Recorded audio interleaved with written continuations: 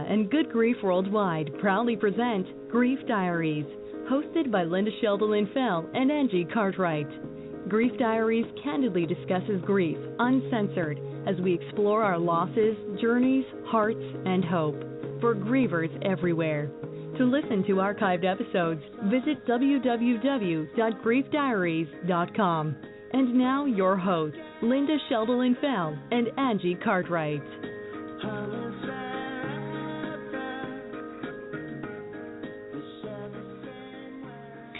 Well, good evening, everyone. I am Linda Sheldon Fell, and this is Grief Diaries Radio Show, a show where we sit, talk, and share our losses, journeys, hearts, and hope. So tonight, we're discussing a subject that can really get people heated up, especially those of us who have lost a loved one. Where do they go when they die? Are they okay? Are they ashes to ashes, dust to dust, or are they in a better place? And we do want to hear from you. So you can call us at 855-345-4718 and tell us what you believe. And I'm going to share Betty's story. I want to explain who Betty is. And then we'll hear from Betty for a couple of minutes, and then we'll start taking your calls. And if we have a lot of callers on hold, then I'm going to limit callers to about 3 minutes each. Okay, so that one we're going to play by ear. But joining us for the discussion tonight is the #1 New York Times bestselling author, Betty J. Eadie, who she will share her experience, and she'll help us navigate tonight's discussion and answer some of your questions. So before we open the lines, let me explain that Betty was born to a Caucasian father and a full-blooded Sioux Indian mother, the 7th of 10 children. So Betty has a big family. At age 4, she and 5 of her siblings were removed from the home and locked away at Indian training schools, boarding schools, where Betty was taught that she, as an Indian, the Indians were heathens and sinners. And she was taught that the nuns were special in God's eyes and that they were there to help him. And Betty was also taught that when a person died, their spirit would remain in the grave with the body until resurrection day, when Christ would come and the righteous would rise and the wicked would be burned. And so that first winter, for those of you who have not read Betty's book, Embraced by the Light, that first winter at the boarding school at age 4, Betty became very, very ill. And it would be 3 days and nights before the nuns actually took Betty to the doctor. And the doctor diagnosed her with whooping cough and double pneumonia. And he didn't expect Betty to live through the night. And it was then that Betty actually experienced, at age 4, she actually experienced her very first near-death experience. And I'm not going to give away the details of the book, because it's really, really good if you haven't read it. But I will share that at age 4, Betty woke up in the morgue with the nurse screaming that she was breathing again. So fast forward until the night of November 19th, 1973. At age 31, Betty experienced her second near-death experience while recovering from a hysterectomy. And she went on to write about her experience in her book called Embraced by the Light. The book was embraced the world over, and the publisher, Aspen Books, actually sent Betty a fax that said, "We're going crazy here. Your book is flying out of the stores." And the stores were unable to keep it in stock, and at one point, 7,000 people converged on a high school auditorium hoping to see Betty and to purchase her book. But Embraced by the Light stirred controversy among many Christians, New Age, and atheist communities. Shocker there, right? They don't agree on anything, and I'm throwing my own opinion in there. Furthermore, bookstores were unsure where to put Betty's book. They said the Christians complained that the book was too New Age, and the New Age folks complained that the book was too Christian. But the whole dilemma was soon resolved when Embraced by the Light reached #1 on the New York Times bestseller list, at which point Betty's book was given its own shelf at the front of every store. It also took number one overseas and thus became an international best-selling book while holding the number one New York Times position. So that is who Betty is, so please welcome to Grief Diaries tonight, author Betty J. Eadie. Betty, welcome to the show. Uh-oh. Now we've lost Betty. Hold on just a second here. Betty, can you hear me? Betty? Well, let's try this. Hello. I apologize. Hello, can you hear me? Yes, I think I had another near-death experience. My apologies. I am so sorry. That's okay. I'm no so problem. Sorry. Well, I gave you a really proper introduction, so I don't know if you heard it. I don't know if you heard any of that, but I didn't give away the whole book, but I did lay the groundwork okay. for. I actually did hear it, and it was wonderful. Thank you. Oh, you're more than welcome. So before we start taking callers, I want to ask you, Betty, you experienced not one but two near-death experiences in which you met. Yes, I did. In which you met God. Yes, I did.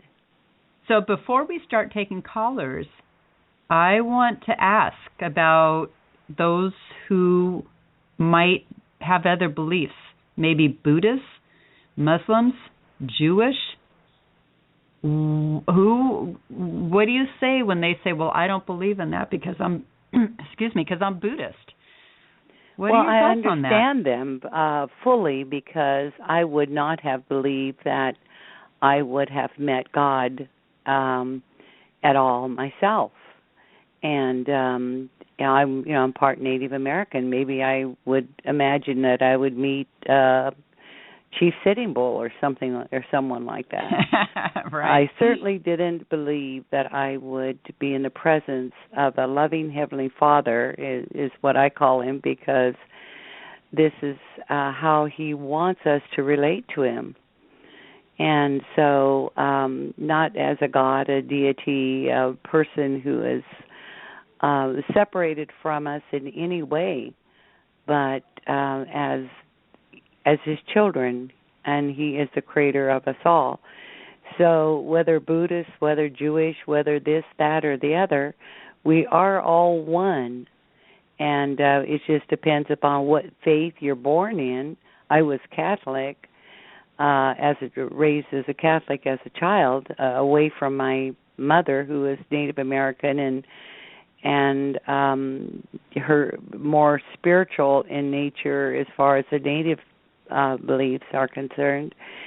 And so, you tend to grow from the garden you're planted in, and that becomes your belief. We have to be very open-minded as to who God is. And this is what Embraced by Light is all about. This is what I write about in all my books. And that is that if we can think of him as a Heavenly Father, who really cares? He's awesome. He created the world. He created all of us. And we are all going to return to him. So that's pretty exciting. Yes, and we do have quite a few callers on hold. So I want to ask one more question, and then we're going to start taking callers. Is that you have a number of children, and you lost one in infancy to SIDS, and that was prior to your second near-death experience, correct? Right. And so when you lost your baby to SIDS, did you have a belief formed at that time of where that baby was? She was. Actually, I did. I remember my older brother, standing with me outside. We were looking up at the stars, and he said, you just added another star. He said, she's up there as another star. And I believed that. Why not? I mean, I sure didn't want to believe that because she was part Indian that she would be in hell.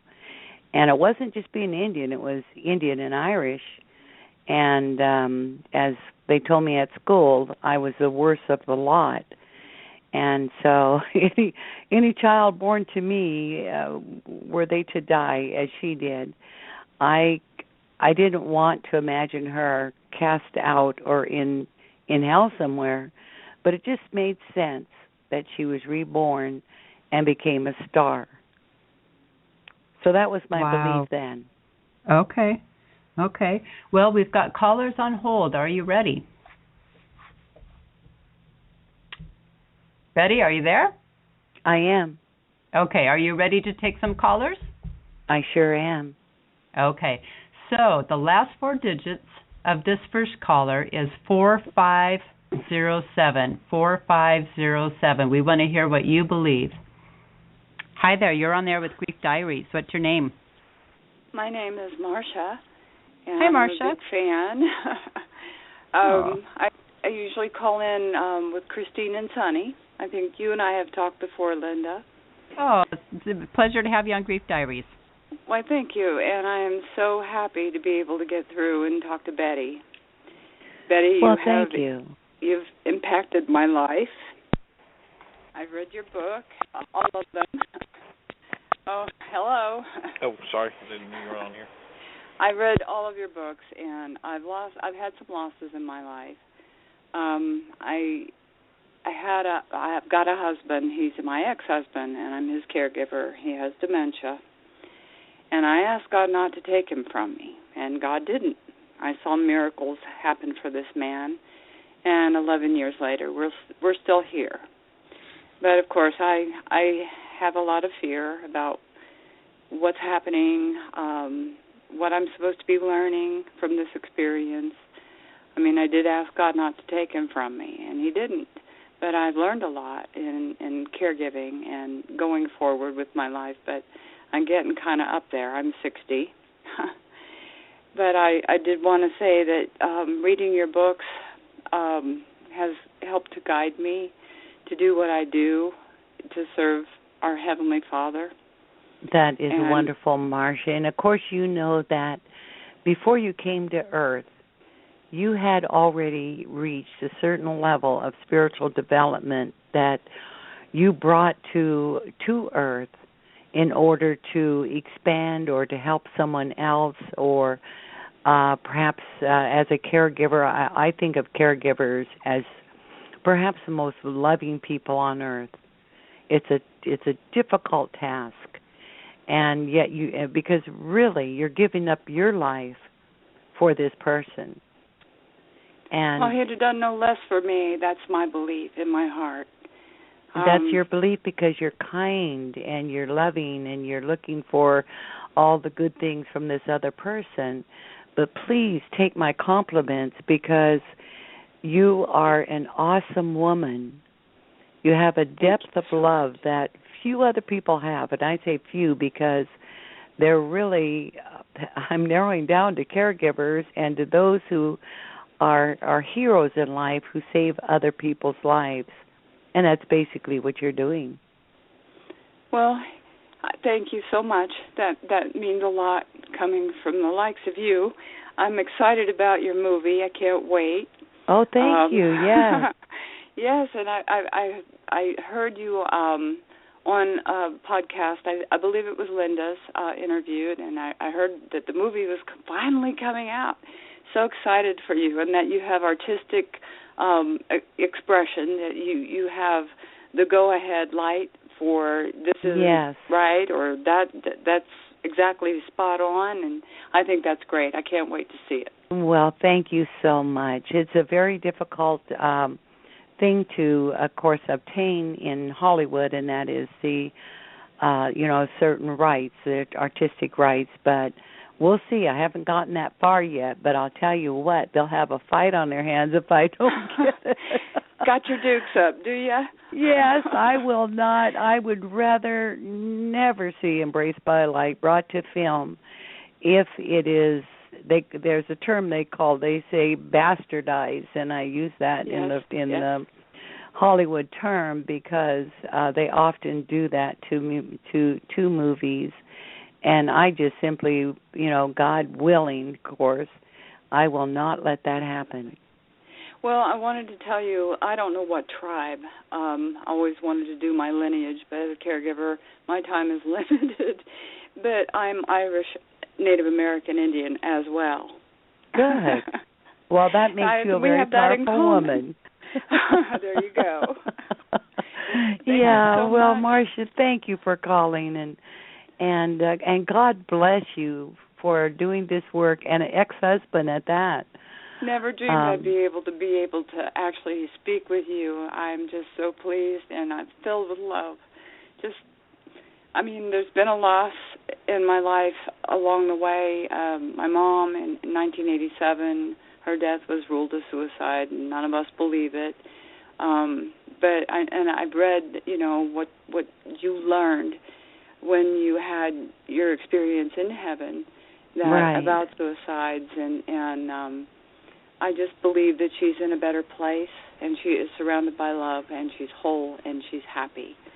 Absolutely. That's my belief as well, because, our Heavenly Father knew when we came down that we would be challenged to the max, each and every one of us in different ways, but nonetheless very challenged. And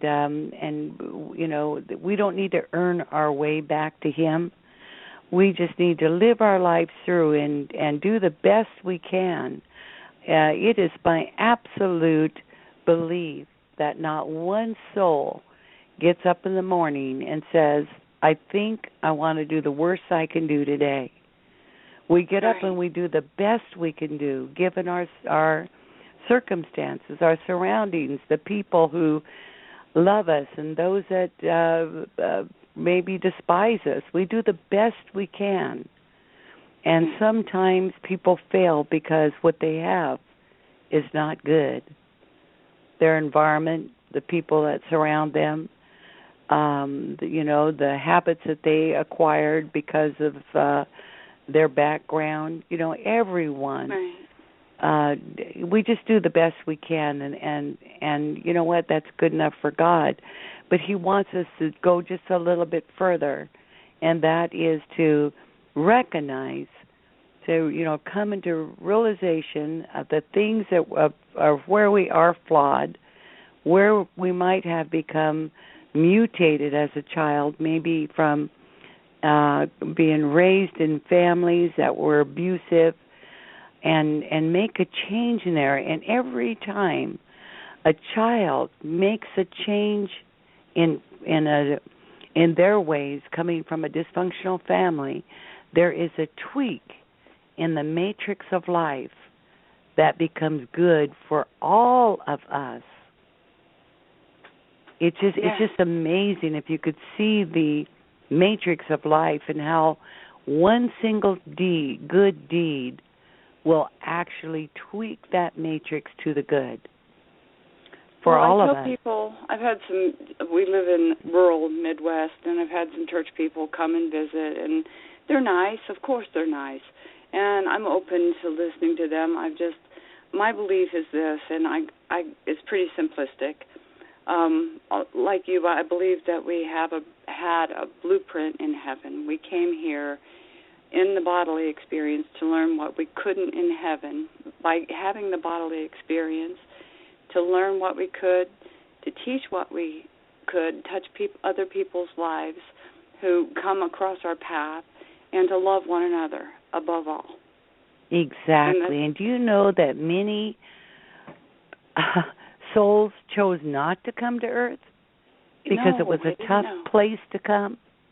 And so everyone born here on Earth are valiant souls. This is not an easy place to live. Not for but we came anyway. Yeah, well, good for us, huh? Took a lot very of guts. Powerful. We're here. Very powerful, very beautiful. So, Marsha, can I do you want to continue to listen to the show? We've got other callers waiting.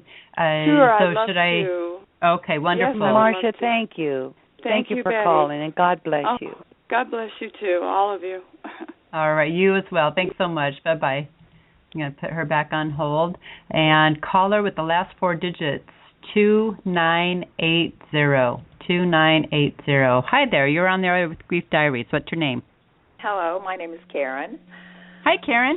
Hi, very nice to talk with you. I loved your book, Embraced by the Light. In fact, I'm Marsha's sister, the one that just called. Oh, wonderful. Oh, wonderful. Yes. Anyway, my belief has always been that I've always believed that once your soul leaves your body, it returns to the Father. And my oldest son was born handicapped, so I have stayed home and taken care of him all these years. He's 44. And he was born with microcephaly, which means he's got a small head that wouldn't let his brain grow. And I tell everyone he's a character and a blessing. Oh, yes. And after I read your book, I saw, we live in Indiana, and I saw where you were going to be in Indianapolis, and I told my husband, I would love to go see Betty, and he said, well, go. And I thought, how am I going to do this? Take my oldest son with me and probably get lost. So I thought about you, though. Oh, well, I'm so sorry that you weren't able to make it. But that's all right. then you have read my second book, The Awakening Heart. Yes, I have. Okay, and you know that the children born with, handicapped or some kind of special, I don't think of it as actually being handicapped. We look at them as though they are because sometimes they are not able to care for themselves. Right. But, they are such special, special souls. Yes, they are very special. They are. It's amazing. And you, like your sister Marsha, you just are wonderful, wonderful people. And obviously here you are, you're a caregiver as well to one of God's very own special angels. And God bless you. Oh, well, thank you. God bless you, too. Oh, thank you. We certainly do need that. Oh, thank you. I have actually looked at, my oldest son's name is Tim, and I have looked at him before, especially after reading your book, Embraced by the Light, and I looked at him one day. He was just sitting there being kind of quiet, and I said, Tim, are you my teacher? And he looked at me very seriously, and he said, yes. I love that. Just like that. Like that. And he sees me reading the Bible, and he will actually sneak into my bedroom. I've got my dad's Bible, and it's got a couple of pictures in it. And I'll go looking for him sometimes, and he will be in there with the Bible open. And he has seen preachers on TV, and he will actually put his hand on people's heads and pray for them. So, yeah. Well, you know that he's a conduit of love. Right. And, love is the only real healing energy that there is. Right. It's love. I think the hospitals, doctors, certainly scientists are finding out that when people are ill in the hospital, when they are surrounded by their family, they heal faster. Right. Exactly. You boost their immune system. Now, what the doctors don't know, and I don't know that I've shared this too often, I can't remember what I wrote in my books and what I've have said during speaking events. Right. But if you could see that, if you were sitting by the bedside of someone who is ill, something like I imagine it's like again sort of like Matrix, where you have tentacles of the tentacles kind of reach out for you. They're like electrical airwaves. And they will attach themselves to a conduit of love. And they absorb your energy. And this is why when you leave the hospital, you might feel so zapped. I see. Yeah, and that actually keeps them alive. Yeah. It's just kind of interesting how that is, and how when people, and no one should feel guilty about this whatsoever, because often people will pass on when everyone leaves the room. Mm-hmm. They finally have some privacy to do so. Right. But also because they continue to hold on to life, maybe for one last person to show up that they've been waiting for or whatever. Exactly. But I could visualize it. I mean, I was shown what that energy, that as that person is drawing that energy from you. But this happens not just on a deathbed. This happens in grocery stores, restaurants, wherever you are with people. People like you and Marsha, you have you have this pocket of love that is never ending, and people will just, their spirit, their soul just reaches out for it, right, and will touch that space and that place and draw that energy. And again, maybe you have felt that when you've been around people who are maybe discouraged, depressed, ill. Right. They just kind of pull from you. Again, it's not a bad thing, right, because you have a continuous supply. You just need to take a deep breath. Right. Yeah. Another story I've got. My husband had open heart surgery about 10 years ago, and he had a very nice nurse. It was an emergency. I mean, they had to get him in there and get it done right now. And the nurse told us everything that was going to go on. So she says, we don't want anyone fainting on us. And so she said, is there anything else I can do for you? And I said, well, I was just sitting here sending up prayers. She said, would you like to have prayer? And I said, that would be wonderful. So it was me and my oldest son that's in a wheelchair and my youngest son.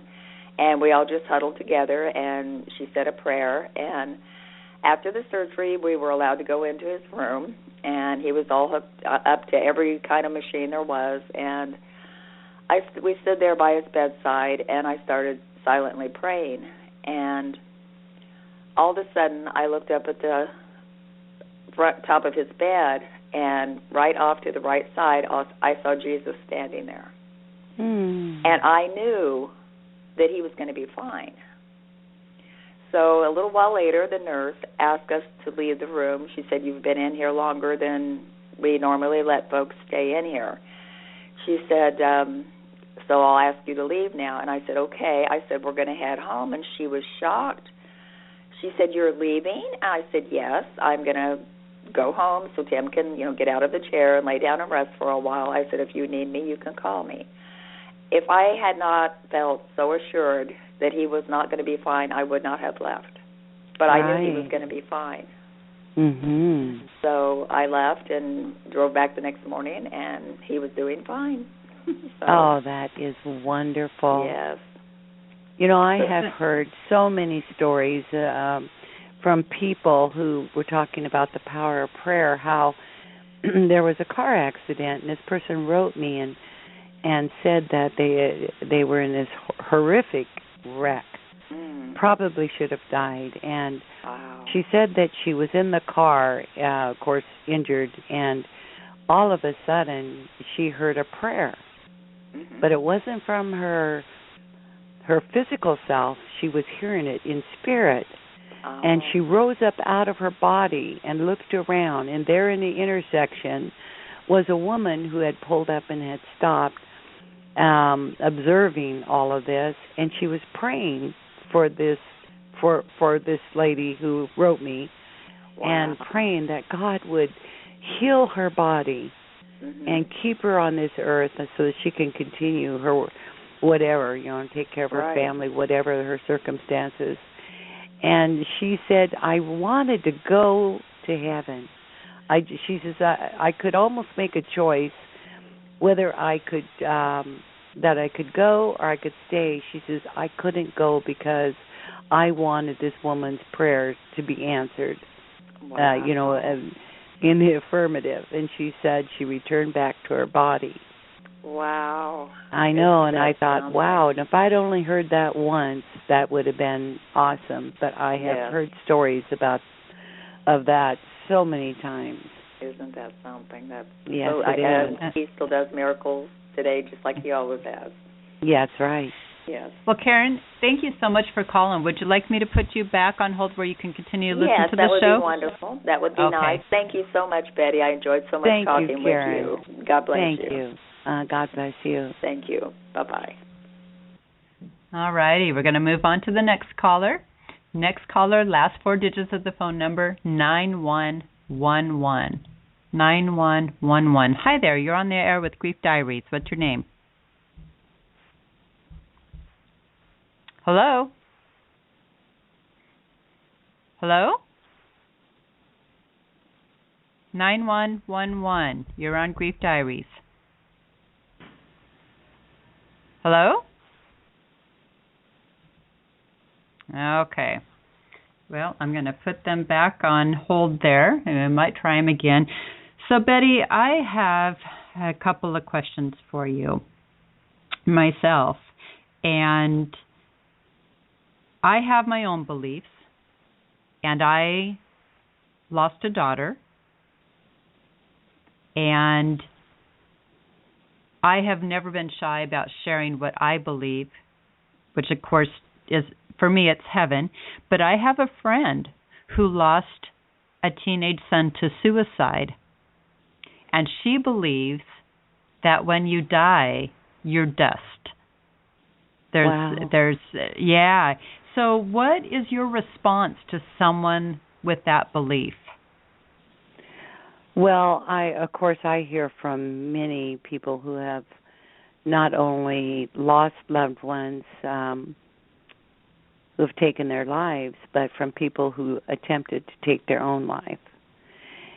And what happened to them when they were, on the brink of death.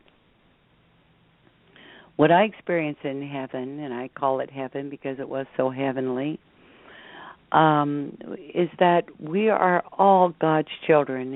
He knew life was going to be challenging here for us. And I think that, and this is mostly me thinking now, not necessarily what was told me while I was in heaven, but God knows our hearts, and He judges us by our heart, not by our deeds, because our deeds are a response that basically that we are, acting out something because of something else that is pressuring us or hurting us. But He judges our heart. And no one, and what I was, now this slips over into what I was told, and that is that no one in their right mind would take their own life. No one. So that means, has meant to me that person was ill. Something affected them so deeply that they took their life. And therefore, it's my belief that they would be held by God in His loving arms until they healed. Now, I had a very good friend who not only attempted to take her life once, but she actually tried it 7 or 8 times. She wrote a book about it. And they got tired of her dying on the other side. And they kept telling her, look, if you try to take your life one more time, we're going to keep you. And they showed her that the misery that she went through, so that what brought her to the point of wanting to take her own life. And they said, now go back and make things right. Don't attempt this again, or we're just going to go ahead and keep you. Now, if we keep you, this is what's going to happen to your family in your absence. And they showed her things. And so she didn't take her own life. However, she has passed. And I think of her often. Her name is Sandra Rogers. And forgive me, but I just do not remember the title of her book right now. But if anyone is interested in reading about that, they could look up Sandra Rogers. So it's my belief that from my experience, the experience of others, and knowing that we are accepted back into heaven with God, because I was told that He will not lose one of His own, not one. And so I cannot believe that anyone who attempted or took their own lives would end up in hell or some kind of hellish environment. Now, what they might live through is what I experienced. It's called the life review. And I'll tell you what, the life review is hell enough for anyone. And this is when you review your life from your conception, not just from birth, but from conception. Because the moment you enter the womb of your mother and become one with her, you hear what she says, you hear what the husband says, the father, everyone surrounding her, you hear them talk. You are already forming your own opinion of things. And I was taken back to the womb of my mother where I experienced all of that. And I could see where my thoughts had already taken form. They were shaping. They were preparing me for my experience on Earth. Another book, if I can mention it, is Roy Mills. He has what is called, or had what is called pre-birth experiences, and he wrote a book, and it's called Soul's Remembrance, The Soul's Remembrance. And he describes in detail what he experienced in the womb of his mother. And there are many, many more. I just happen to be acquainted with these two particular people whom I believe are very honest and straightforward, and I know them well. But getting back to what we're talking about, I wouldn't want to take my own life, because then through the life review, I would not want to see the pain of my children or the pain of anyone I may hurt by doing such a deed. Because anytime you hurt another soul, it ripples out, not just to them, but say, for instance, if I had a brother or sister who committed suicide, and especially young, where your mind is not quite developed, you're not mature, you haven't had a lot of experience with this type of thing, it might mutate my soul. It might cause me to become a different individual, maybe an individual who would do harm to others or hurt them just through my anger that is hard to overcome when someone takes their own life and they happen to be a loved one. Now, the person who takes their own life will see all of that, not just see it, but they experience it. They have to experience everything that they have done or caused through that one act. So I guess you could call that hell, but it's brief, and it's not for punishment. It is for your education. People must know what they do. Wow. And how they can learn from it. So it's not a punishment. It is actually, again, for your education. So for those who have the belief, especially if let's say someone has a brother who committed murder and then he himself passes on, and that person believes that because he committed murder that he is going to hell. What do you say? Because, there are those who believe that there's nothing, there's no heaven or hell, and that you're just dust, a person like my friend believe, whose son committed suicide. So it's... Yeah. A person can believe whatever they want to believe, and you will take your belief system with you, but it's temporary, very temporary, because I felt that I was not, I would not be met by Jesus. And it was quite a shock to me when I was, but I was taken to a dark place where my body seemed perfectly bathed in this, in serenity and love, and I could have stayed there forever, and if I hadn't gone further and learned something more. But when I went on to the light and was met by Jesus and surrounded by his love, then now I knew better. I knew that Jesus is there for us all.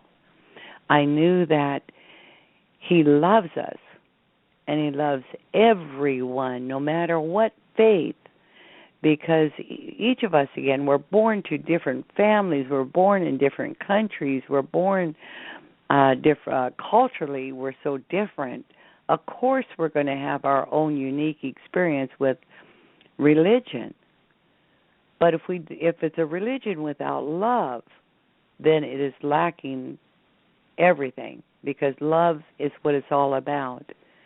And if you hurt someone in your religion, if you hurt anyone, then what kind of religion is that? Right. Because you can't hurt, right. But if you die and you believe you're going to go to hell, you will experience hell when you first get there. And so, to me, my greatest job, and it's been over 40 years, since my NDE, since my experience on the other side, part of my mission, of course, was to come back and to prepare people to die. We're all going to die. There is no way around it. And when we prepare ourselves to die, for one thing, I think that we need to not put absolutes on God, where some faiths said he's our church is the only way to go to get to God. That is an absolute to them. But God is not. It's just not that way at all. Right. God is ever growing himself. He is like we are. We are evolving spiritual beings, and so is he. And so there are no absolutes. And if I didn't have this experience, I would have condemned myself to hell. Well, as a child, you were taught by the Catholic nuns in the Indian training schools and the boarding schools that you attended. Right. You were pulled out of your family and put in there. You were taught from them to be quite fearful of God. And I was very fearful. And it was hard. And you know what? When you're taught so young, it's hard to let go.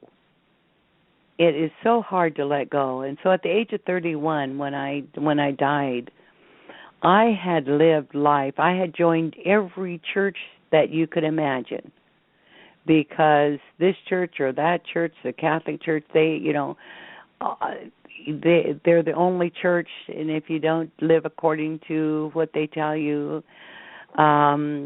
and to come in and confess and do all of this, that, and the other, then you're not going to go to heaven. I couldn't believe that.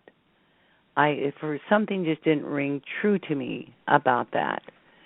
And in other churches, I could go on, and I just thought, okay, I'm going to spare myself grief. I'm going to join them all, therefore I'll be covered. And that's what I did. So then after I felt covered by every church I could possibly join, I had that experience at 31, and it blew me away that it wasn't like hardly any of them were telling me. And wow. Yeah, and there's a lot of truth. There's a lot of truth in the Bible, don't get me wrong. It is inspired, there's no doubt about it. But it's written by man. And men, it's sort of like playing gossip. Even when we're hearing from God eternally, we still have to wonder, and I know we all do, even in our prayers. And this is why he shows us tiny little miracles to help us to see that, yes, I am here, and I'm here for you, and you have to learn to trust. And you can trust anything and everything if its foundation is based upon love. But if I walk into a church and they are condemning another church and not speaking of love or being supportive of other people in other faiths, then I have to question whether that's the church I want to belong to. Because you can not like what other people do, but to condemn them and say they're not going to make it to heaven, that condemns yourself, you see, because now you are putting that in your ripple effect, right? And that should cause us to question when anyone says that. But I also want to talk, and then I want to take another caller here in a minute, but you said trust. So for grievers, now you yourself lost a baby to SID, so you can speak from a grieving point of view. Many grievers, I've talked to many grievers who've lost a loved one, and it caused them to question even the most faithful. And so that trust, probably losing a loved one, whether it be your longtime spouse or a child or a brother or a parent or what have you, causes us to question trust at the most fundamental level. And so I think when you're new at all of this, it's easy to turn to God with anger. I mean, I certainly... I didn't turn to God with anger because back when I lost my child, I didn't know what to believe about God. I didn't really have a faith. And this is why it just seemed to me that to think that she was another star, that sounded good to me, and it comforted me. And I was okay with it. But since then, I've lost my mother, my father. I've lost several brothers and sisters. And I just, here a few years ago, lost my husband of almost 50 years. And that pain is so deep and personal because we have unique relationships with people who pass. And for some, maybe the grief is not as long as it is for someone else. But for my husband, I knew where he was. I was almost angry because he went before I did, and I wasn't able to go with him because I know the excitement that he's going through, seeing his parents and all his loved ones on the other side. And when my kids would come to me and they'd say, Dad came to me in my dream and he said this, he said that, I kept waiting for my husband to show up in one of my dreams. He never did. Really? And no, I have yet to have but one brief moment with him. And in the dream, he was walking past me. And I said, honey, the kids are saying you're visiting them in their dreams and you never come to me. And he says, I'm not allowed to yet.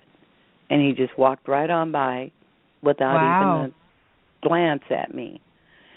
And so, of course, I've prayed about that. And I believe that the reason, our love was for so long and so deep. And I have a work to do. And I think I would turn my focus maybe more inward and delve with that instead of what I probably should be doing instead. And so I just turned myself to my work and thought, okay, I'm not going to let that influence me. And I had, because there's a great deal, particularly if you become a widow. I could write a book on becoming a widow. The horrible events that I experienced. And I could write a what to do and what not to do book because if there was a mistake to be made, I made it. And it's just, our government pretty much ties your hands sometimes. But grief is a very difficult thing, and a person just has to allow themselves to get past that. But if they don't understand, if they don't know that their child is just simply in a better place, and that always sounds terrible to anyone who loses someone, because you want to say, how could you say that? They're better places with me. And I can, from my experience, guarantee you that that is not so. Many children are taken because something down the road might have been worse for that child, or something down that road might have been worse for you. There's always a higher plan, a much higher plan. Wow. But that powerful, would have to be powerful stuff. Yeah, that would have to be accepting. And this is what I do when I go out and do grief groups and through hospice and whatnot. I try to just say, if you can just believe just a little bit of what I'm telling you, it will help you, because life does not end when we die. It's just a transformation.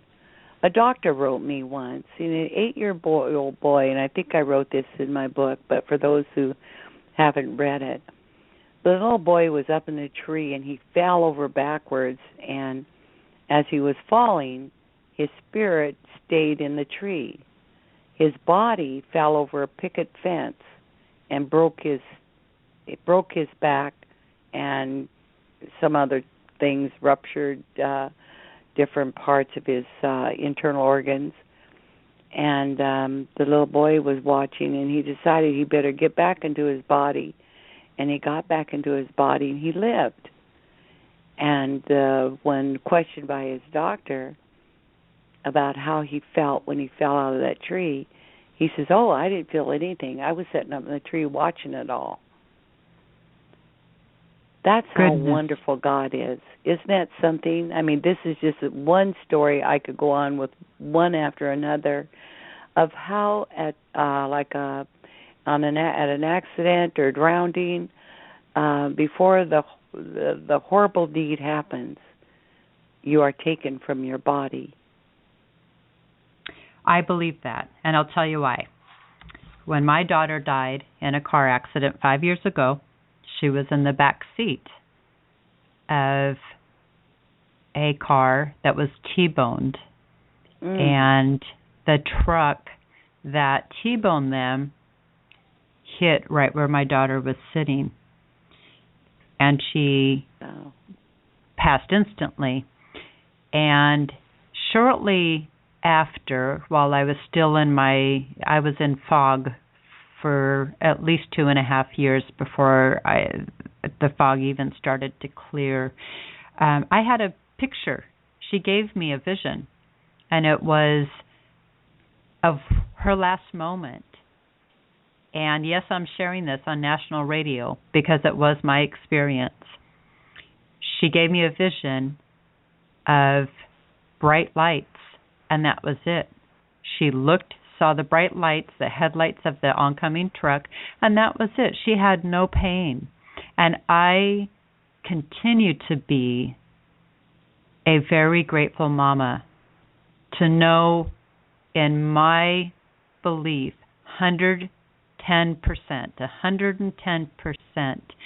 that my daughter was sharing with me her last moment, so that I did not fret and worry whether she was in pain for a few seconds or called out my name before she took her last breath. I think many people wonder if that is what their last moments are like, and my daughter gave me that gift, and I have held that gift very, very dear. So on that note, let's take another caller. Okay. Last 4 digits of the phone number, 8358. 8358. Hi there, you're on the air with Grief Diaries. What's your name? Denise. Hi, Denise. Welcome to Grief Diaries. How are you? Thank you for taking my call. Betty, I have also been inspired by your book, Embraced by the Light, and I'm going to try to... Crying is okay on this show. We are, sweetheart. We are surrounding you with love, Denise. We are wrapping our arms around you and holding you tight. I lost my husband. It'll be a year ago this coming December, and it was unexpected to me. But I guess what I question is that before he got, I could see that he was deteriorating and he wasn't well. But he would say to me that he kept telling me that he wasn't going to be here much longer. And I would say, well, Daddy, we call each other Mama and Daddy. I said, Daddy, what do you mean? I said, you're not going to leave me. And he said, yes, I am. And I said, what do you mean? And he said, I'm sick, Denise. I'm sick. And I said, well, don't you think it's time that you go see about what's happening to you? And he said, no. He said, just leave me alone. And he would just cry. And I was wondering, during that time, do you think God was preparing him to leave? I'm sorry, sweetheart. I didn't hear that.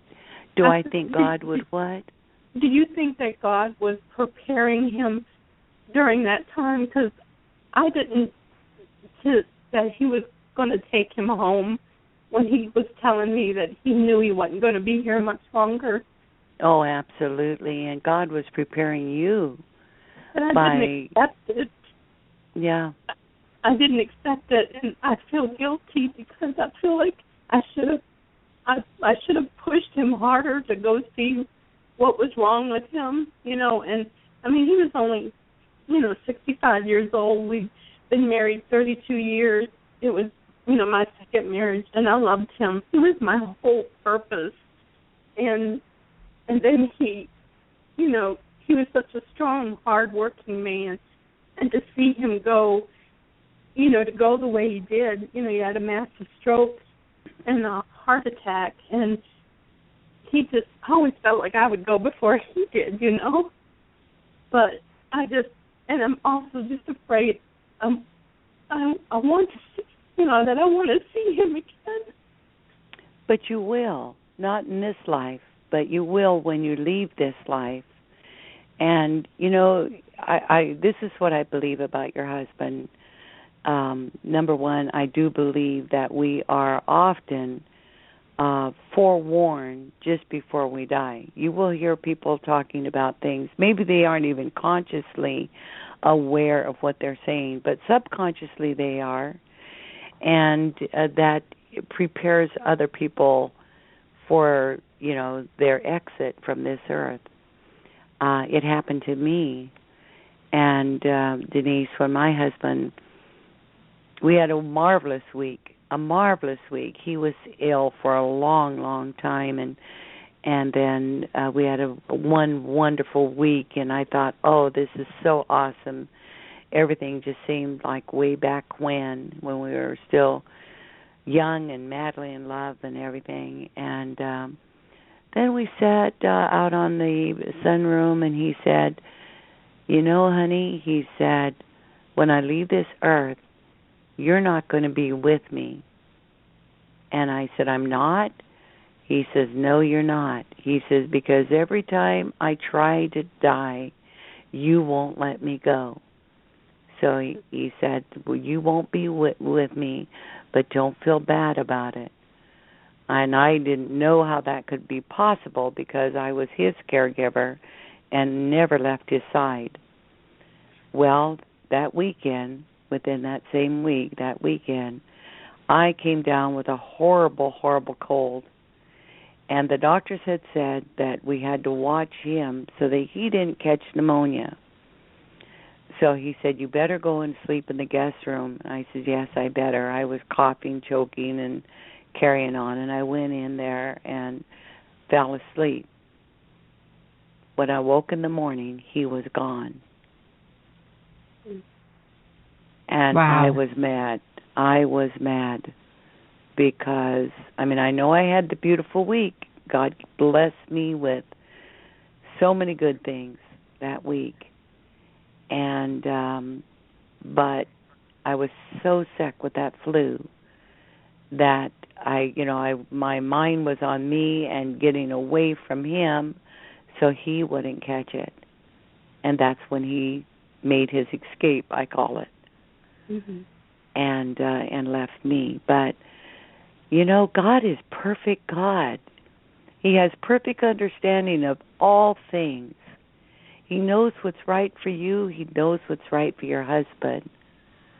You just have to accept it and don't get into guilt, because nothing on earth can take your life without God's approval, and nothing on earth will spare your life without His approval. And so there's a certain amount of acceptance that we all have to do. In fact, I was told while I was in heaven to acquiesce to God. Now, at 31 and coming from Indian boarding school, trust me, I didn't know what the word acquiesce meant. So after coming back, I had to run to the library. We didn't have internet. And look up the word acquiescence. And it means just give it all to God.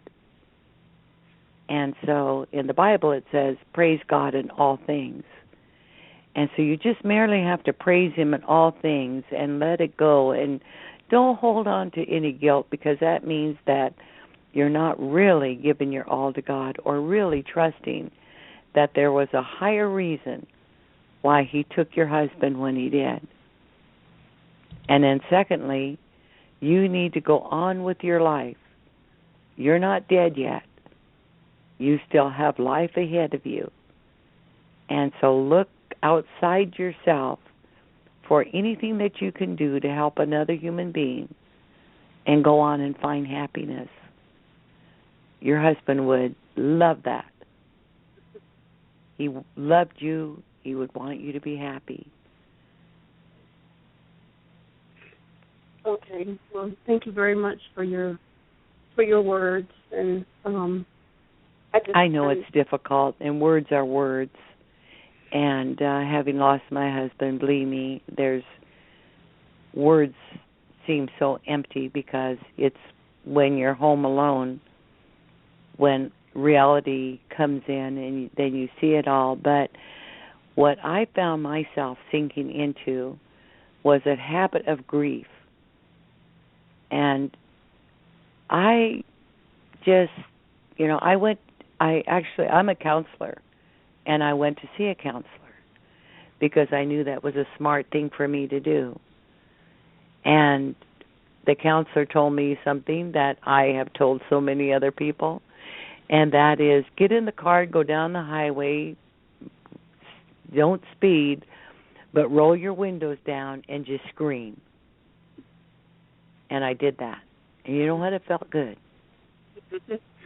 I got rid of all the anger, and it wasn't anger at God, because I know that there's a greater plan. My husband was 80 years old. He wanted to go. He had been in poor health for many years. He wanted to go. I just wasn't ready to let him go. And I was angry at my husband because he got it his way. He said, "You're not going to be with me when I go." And that's exactly what he did. He took off. I was mad. I just wanted to hug him one more time, kiss him one more time, all the last minute things that we all want to do, all the last things that we want to say, and it just wasn't meant to be. Now I'm into acceptance, full acceptance of I can curl up and die and have a pity party, or I can get out there and help other people, and that's what I choose to do. We all should. So just one more question. I know I have to hurry up. Is that when your spouse leaves you and goes to heaven? I mean, at least that's what I want to believe, that he is there, and I believe that. But how is? I mean, when I've read when you said that you will be back, you would be going back, be joined back with your loved ones. I mean, how do you think that'll be? Now that I can't answer. All I know is that we came here to Earth, bonded to each other as family, and choosing our parents, choosing our siblings, and we came as a group, as a family, and we took on certain responsibilities as a family, and to be there to cheer each other on, or to help, or even to help them to overcome whatever that dysfunction they have. Right. We're there to help them. And so they are basically our first ripple in life. And we must tend to that first ripple before we reach beyond them and tend to anyone else. That I know. When you return back to heaven, you're going to be surrounded by that first ripple, second ripple, third ripple. That would include, your aunts, uncles, friends, family, because not one person that you meet here on this earth and become acquainted with and that you feel a bond with, you already know that person. You knew them in heaven. I see. Have you ever been attracted to someone in a grocery store and you just feel like smiling at them? Mm-hmm. Or say hello and you go, wow, I'd really like to get to know that person, or I feel like I know that person. Mm-hmm. These are bonded souls, and you read about it in the Embraced by Light, where the attorney was going to make eye contact with one drunken bum, and because of that eye contact, that eternal love that preexisted in heaven, because of that attorney would go on to help many, many other men and women who had alcohol abuse. And that's what life's all about, those perfect connections. And that's why I call it the matrix of life, because every time we do something good in life, we tweak that matrix. It's like a radio signal that goes out. It's never ending. It goes out forever, which runs into cursing. We should never curse, because that curse is never ending. It's a radio signal. It goes out. It stays. It lasts. It does harm. And this is what's happening to our world today, and I know I'm completely off subject, but I just want to emphasize how important it is for us as individuals to be as pure as we can be, and not to overfault yourself, because we're human and we're going to make mistakes. We're going to do things. That's natural. And then you just shake it off, dust yourself off, say, okay, that happened then. I'm going to try not to have that happen again. And I just use the word that I tell people not to use, and that is try. Because try is a word that gives you an excuse. You just say, I'm going to do it this way. And even if you do it just slightly different, you've still done it a different way. Mm-hmm. Just don't go back to that same habit, whatever that is. So in your grief, and do let the grief out, but try it a different way every day so that it doesn't become habitual. Well, what I find myself doing is I'm going down the road in the morning to work, and I'm talking to God and just telling him, I miss him, and I just want to see him so bad. If I could just see him in my dream. And I know that God has showed me different things. I know it came from God, that he showed me different things about him, and particularly after he first passed away. It was like we were going down a waterfall, and he was beside me, and it was almost like that was our life, the ups and downs of our lives. And then he went one way into a separate room, and I went somewhere else, and I never did see him anymore. But I had to catch a flight, an airplane. I don't even like to fly. I'm scared to death of it.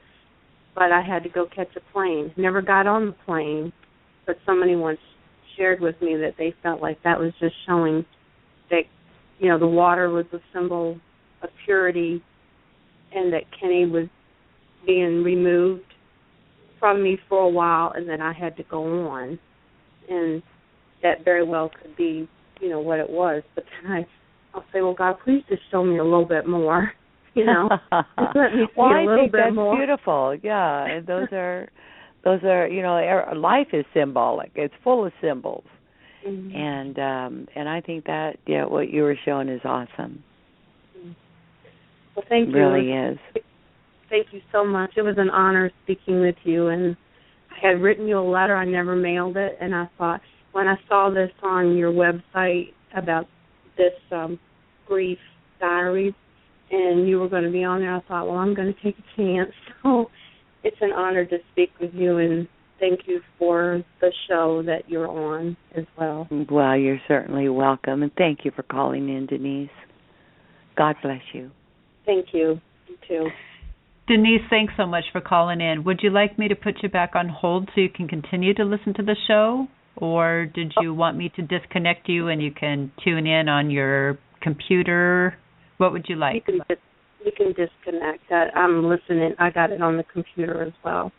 All right. Thank you so much for calling in. Big hugs to you, my friend.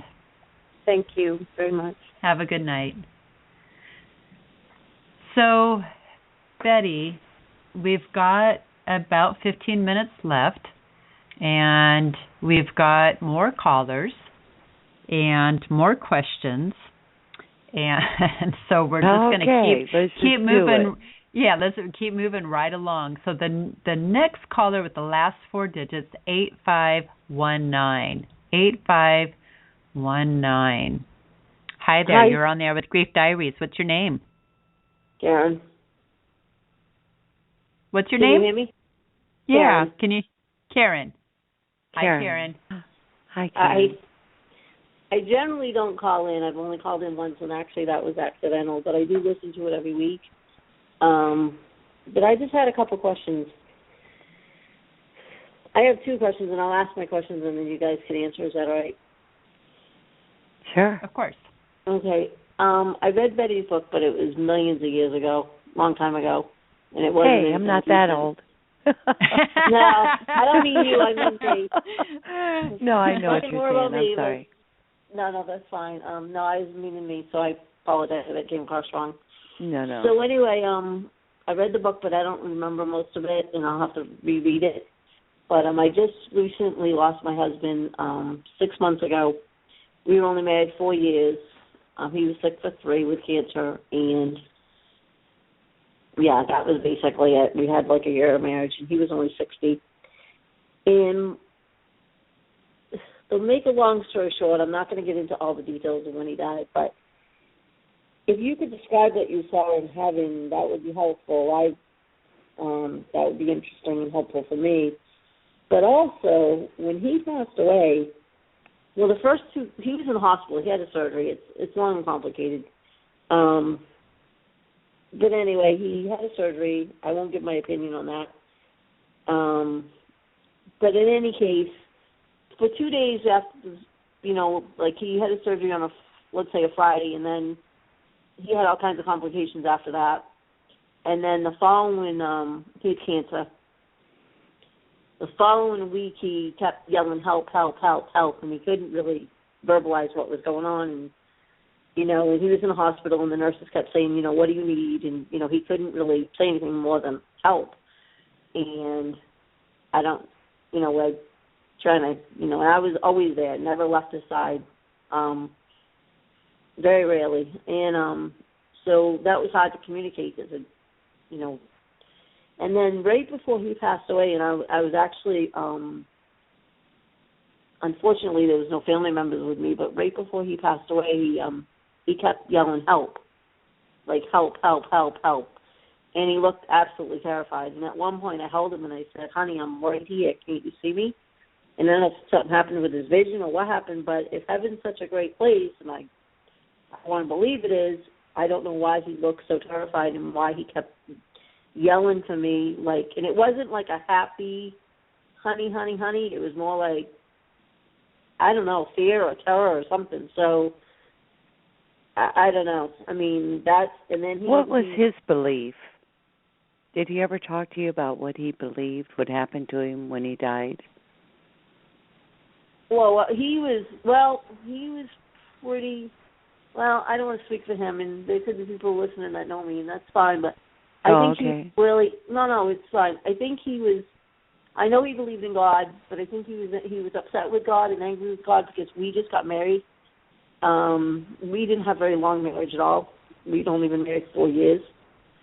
And he took care of a family member his entire life. So, his first marriage at 56 years old, my first marriage at 52, we were thrilled we finally met each other.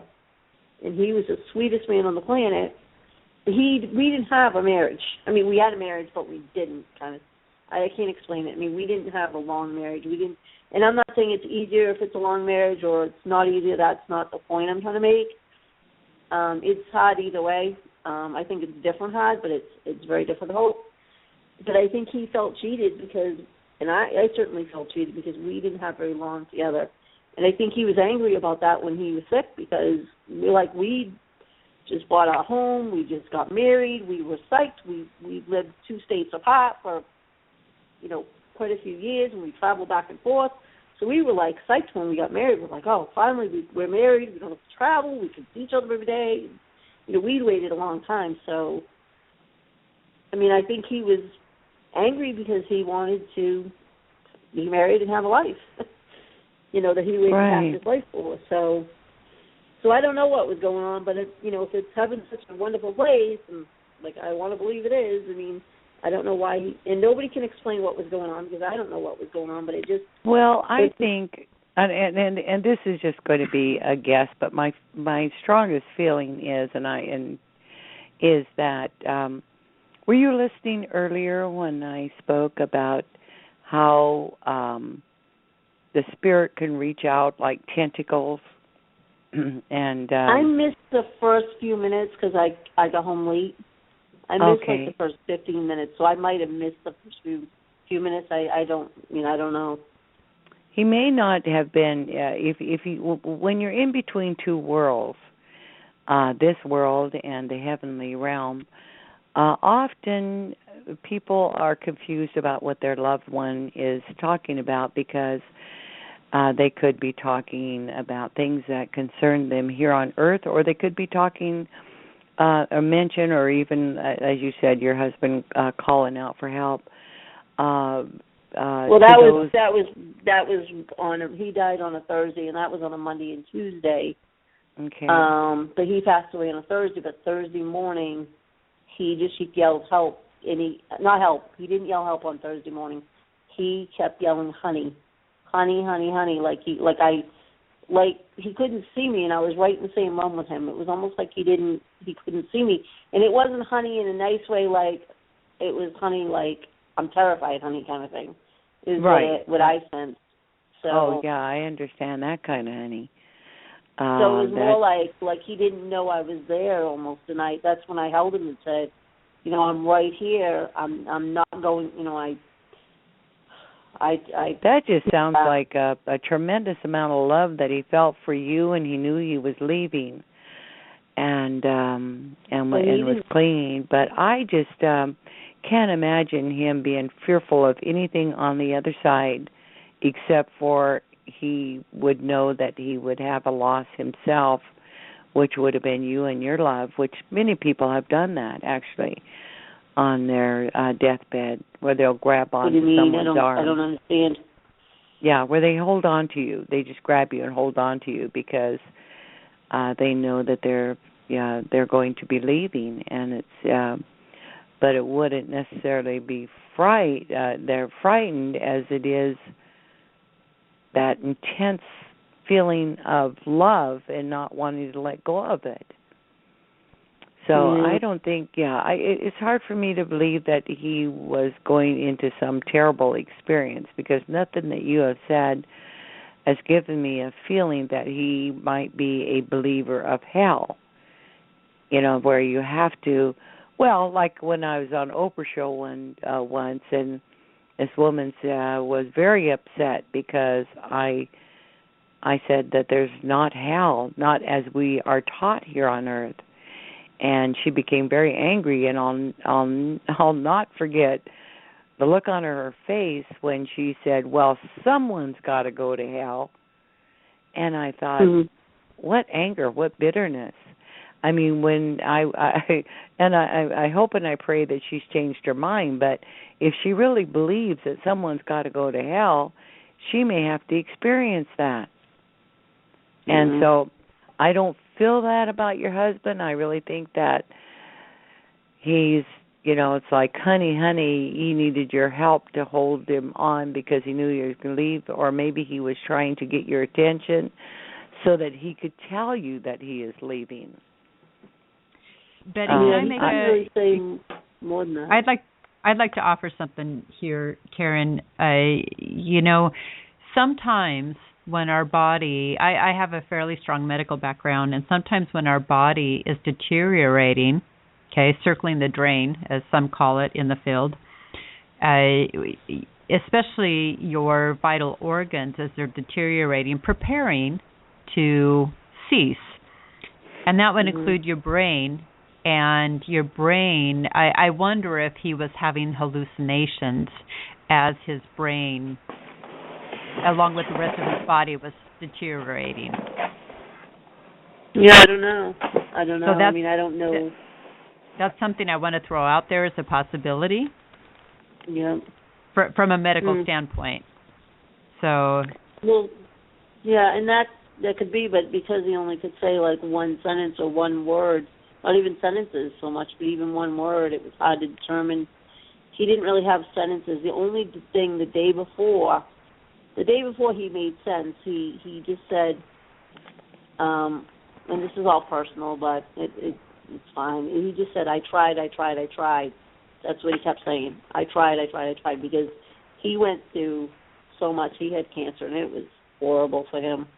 And he did. He went through, and if people are listening, they know me, they know what he went through. He went through, like, dialysis, and he had chemo, and, at the end he had feeding tubes, which, I won't even get on that road and tell you what my opinions are or some of this, but basically he literally went through so much, and it was just, so when he said he tried, he tried. He went through everything.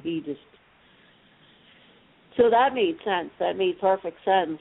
It was sad, but it made perfect sense, and he knew, he was slipping away and just crying out to you, but I just find it very difficult to even believe that he was going anywhere but away from you that made him call out to you. But having been on the other side, and of course with 40 years of research on near-death experiences, it's my real strong belief that he's fine, and that one day you will be with him again. You'll see him again. Yeah. So basically, though, when people pass away, and I've been talking to people about stuff like this, but when people pass away, what exactly happened in your experience? If you don't mind telling me just real briefly. I want to. I think you should read the book. Yeah, we've got 5 minutes left, and we've got. I want to try to fit one more caller in that's been waiting on hold. And like you, I read Betty's book a number of years ago. And so I refreshed myself in preparation for tonight. I often do that with, when we have guests that have written a book. I read the book to prepare. And it was so refreshing to read Betty's book all over again. It was almost as if and it is available for download on your device. And yes, and so go to Amazon.com or whatever your Kindle Cloud is, what have you. But we've got a few minutes left. I want to try to squeak one more caller in. So thank you so much for calling, Karen. Yeah, you're welcome, and thank you. It just sounds like, based on what you guys are saying, it doesn't sound like he was going to a horrible place or anything bad was happening. It sounds like maybe he was just, I don't know. He just didn't want to lose you. Yeah. Well, you have a good evening, and God bless you, Karen. Okay, thank you both. Mm-hmm. Thanks, night, bye. Karen. Have a lovely night. Okay, let's fit in one more caller here. At the last, let me see here, last 4 digits, 8553. 8553. Hi there, you're on there with Grief Diaries. What's your name? Hello, my name's Annie. Hi, Annie. Hi, Annie. Hi. It's really an honor to talk to you, Betty. I have some questions. My grandmother just passed away about 2 years ago. Mm-hmm. And I had found your book, Embraced by the Light. I would like to ask you what it was like when you said you went to the other side and you met Jesus. Could you give me a little more details about that? Well, I don't know what you know about it, but it was one of the most wonderful experiences I have ever had. And I look forward to having it again. But in the meantime, I know that I have to live life because we each have a purpose, a mission, something we have to do here on this earth. And I want to complete that before I go back to him. But it's something I would never have expected. The heavens are beautiful, magnificent, as a matter of fact. To say that I know in the Bible it says streets of gold, crystal, all of that. Yes, all of that is true. The water is living. Each little droplet of water was actually praising God, but not like I thought they would praise God. They're not just saying praise God. Their mere existence is praising God, just like our existence praises him as well. And the plants and the flowers, the colors, magnificent. Everything is wonderful, and there's nothing but the purest of love there from everyone I met. They just love you, and a person can't lie there. They can't cheat there. They can't anything without sheer knowledge. And I love transparency even today. I love it when people are honest and they're transparent because you can love them so much deeper and respect them. And so I try to live my life that way as well. But it's beautiful. I think you'll love it when it's your time to go home. Well, Annie, thank you so much for calling in. We've got about 60 seconds left. And, Betty, I want to thank you for joining us tonight on Grief Diaries and for sharing your remarkable story. If you would like to contact Betty. Thank you for having me.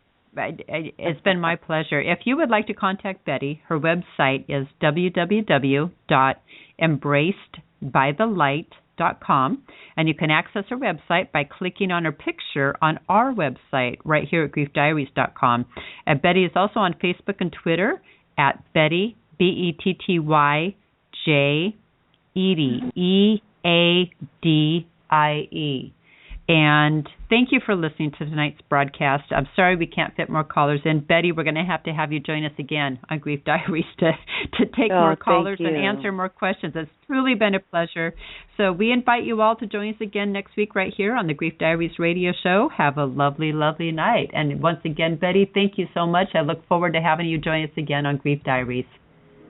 Thank you. It's been my pleasure. The Grief Diaries radio show is brought to you by Alley Blue Media and Good Grief Worldwide, an official partner of National Grief Awareness Day, working to bring grief out of the darkness into the light. For more information about Grief Diaries or to listen to archived episodes, please visit www.griefdiaries.com.